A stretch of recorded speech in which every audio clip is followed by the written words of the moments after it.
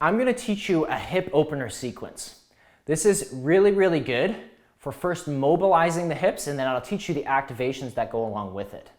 Okay, so ultimately, we want to use mobility to regain range of motion, and then we want to use stability to teach your body how do I actually maintain this new position.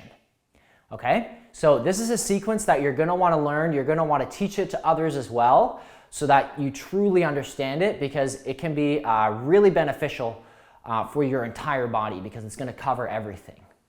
Okay, so what you're going to do first and foremost, you can follow along as you do this, by the way, or as we go through. You're going to sit up tall and you're going to have your feet just beyond shoulder width apart. Okay, so commonly I see people do this when I teach it to others live.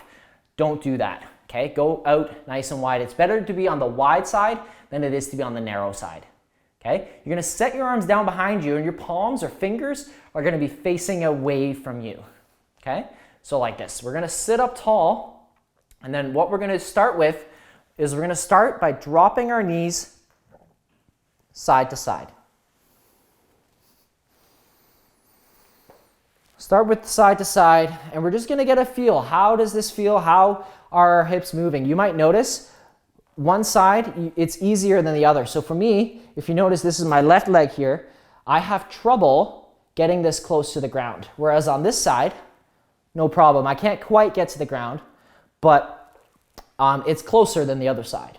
Okay, so what we're going to do first and foremost is we're going to drop to one side. So let's start by dropping to our right.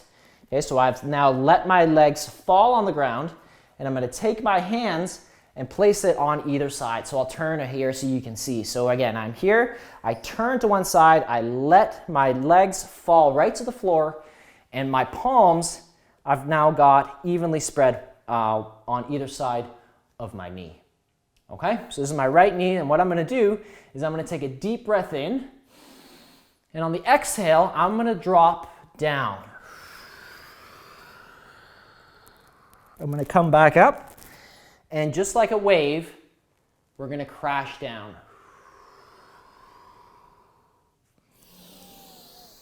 Nice deep breath in, and again, exhale. So you're going to repeat that 5 to 8 times. Now, we're going to change the angle once you've done that. Okay, so now let's say I'm going to drop my chest towards my shin. Okay, so I'm going to pivot here. There we go. I again breathe in. I exhale, and I come down. Okay, so you should be feeling that sort of back in the hips right here. Okay, now some of us are sort of on the mobile side of things, so we may not get as much out of this, but you will once we get to the stability portion. Okay, so just keep going through, down and up. Okay, you can change the angle too. And if you feel a restriction that's a little prominent where you're like, ooh, like this is where the restriction is, feel free to spend more time there, okay? This isn't like you need to spend equal amounts of time on one side than the other. Wherever your restriction is, spend a little bit more time there, okay? Now, the last thing we're gonna do before we move on is we're gonna drop our chest down and we're gonna scan side to side. So keep your chest down here, and you're just gonna move gently through the ranges of motion. Another important thing to note is that we're constantly moving throughout this. We're not holding this like a static stretch. Okay, we're using this as a dynamic mobility sequence. Okay, so I'm dropped towards my right, so I'm going to drop now to my right elbow. Okay, so I'm going to drop down like this. Okay, now we're going to lock in this hip here. So this hip doesn't move. Okay, so it stays put. From here, we're going to take our hand and we're going to scoop under and over. Again, this is the most important part, that we keep that pelvis nice and stable, because if I drop here, I'm not going to get any stretch. Okay, so hold that hip, breathe in and exhale, keeping your eye on your hand the whole way through.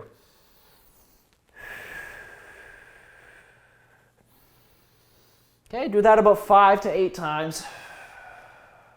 And then from there, we're going to get into the upper body even more. So we're going to place our hand on the side of our leg here, and then we're going to take a deep breath in.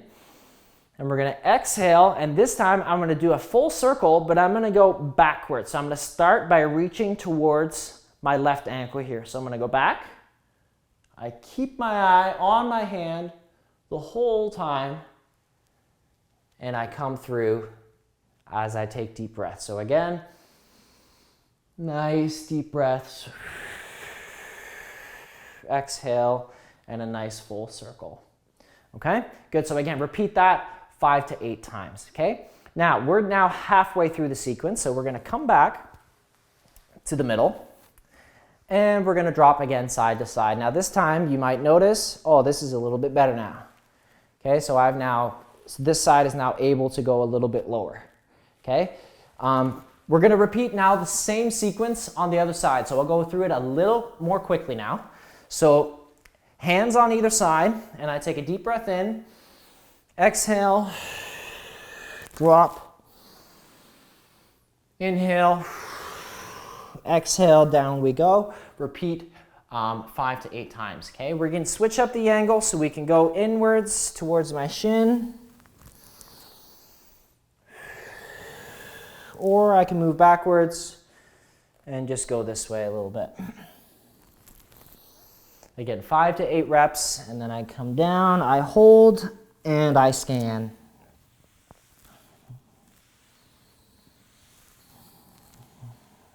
Okay, we're gonna come down on our left elbow this time, and then we're gonna take our hand and we're gonna reach under.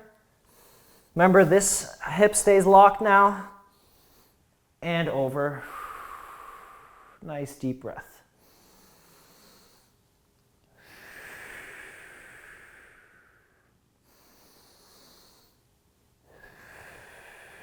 Very good. Same thing. We're going to put our hand on the side here, and we're going to come back and come all the way around. Keeping our eye on our hand. I commonly see people just kind of looking off, you know, thinking about their day, but we really want to make sure that we keep our eye on our hand the whole way through, okay? That's going to send a signal to your nervous system, through your nervous system, and just tell your body that this range of motion is safe and it is okay to kind of let go. Oops. And come on back.